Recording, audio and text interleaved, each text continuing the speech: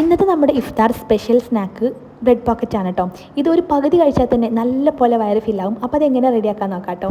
ആദ്യം തന്നെ വേണ്ടത് കുറച്ച് വെജിറ്റബിൾസ് ആണ്. ഇതിൽ കക്കിരി ഉണ്ട്, അതുപോലെ തന്നെ ക്യാബേജ്, ക്യാപ്സിക്കം, തക്കാളി ഇത്ര എടുത്തിട്ടുണ്ട്. പിന്നെ വേണ്ടത് ചിക്കൻ ആട്ടോ. ചിക്കൻ നല്ല പോലെ ഒന്ന് പൊരിച്ചിട്ട് മിക്സിയുടെ ജാറിലിട്ടൊന്ന് ക്രഷ് ചെയ്തെടുത്തതാണ്.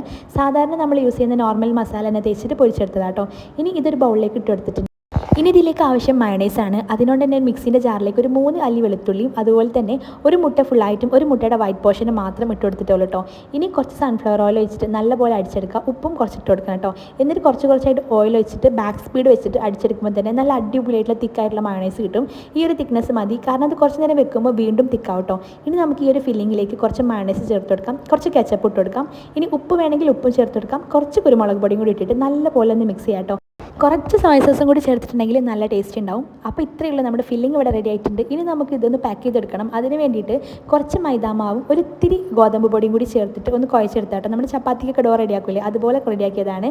ചപ്പാത്തിയുടെ അതേ സൈസിലുള്ള ബോൾസ് ആക്കിയിട്ടുണ്ട്. ഇനി നമുക്ക് വേണ്ടത് ബ്രെഡാണ്. അപ്പോൾ ബ്രെഡിൻ്റെ സൈഡ്സ് എല്ലാം ഇതുപോലെ ഒന്ന് റിമൂവ് ചെയ്തിട്ടുണ്ട്. ഇനി ഈ റിമൂവ് ചെയ്ത ഭാഗങ്ങൾ നമുക്ക് മിക്സിയുടെ ജാറിലിട്ടൊന്ന് പൊടിച്ചെടുക്കാം കേട്ടോ. നമ്മൾ ഇത് കോട്ട് ചെയ്യാൻ വേണ്ടിയിട്ട് ഈ ബ്രെഡ് ക്രംസ് തന്നെ കേട്ടോ യൂസ് ചെയ്യുന്നത്. എക്സ്ട്രാ റസ്ക് ഒന്നും യൂസ് ചെയ്യണില്ല. ഈ ബ്രെഡിൻ്റെ സൈഡ് വെച്ചിട്ടുള്ള ക്രംസ് തന്നെ യൂസ് ചെയ്യണം കേട്ടോ.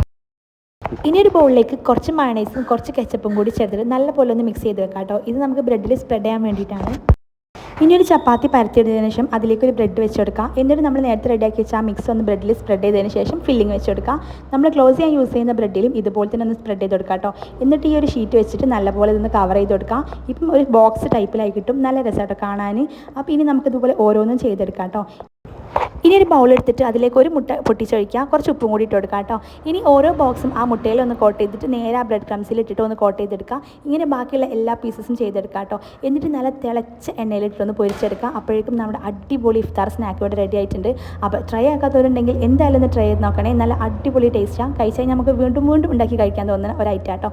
അപ്പം ഇത്രയേ ഉള്ളൂ ഇന്നത്തെ റെസിപ്പി. ഇഷ്ടപ്പെട്ടിട്ടുണ്ടെങ്കിൽ ലൈക്ക് ചെയ്യാൻ മറക്കരുത്. അപ്പം നെക്സ്റ്റ് വീഡിയോ കാണാം. അതുവരേക്കും ബൈ.